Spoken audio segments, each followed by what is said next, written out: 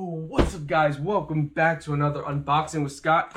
For today we have this creative tea infuser. So it says it's for all types of loose tea with best size of the microfilter, universal tea spoon. So let's go ahead and see what's inside the box for y'all. Box here, we have the infuser. Comes with a nice little plates. It is a 2-pack. You twist and pop off the lid, and then you would put your tea down in, twist it to put the lid back on.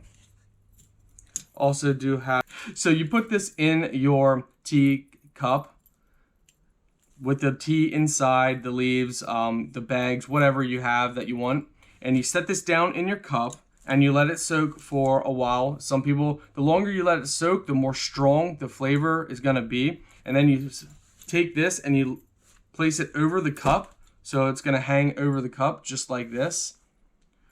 And you just leave it sit for a while. And then when you are done, then you lift it up out and you set it on this plate so you don't make a mess. Very simple. Again, it is a 2-pack. So guys, just as a demonstration for you, you would have your mug full of water and your tea in there.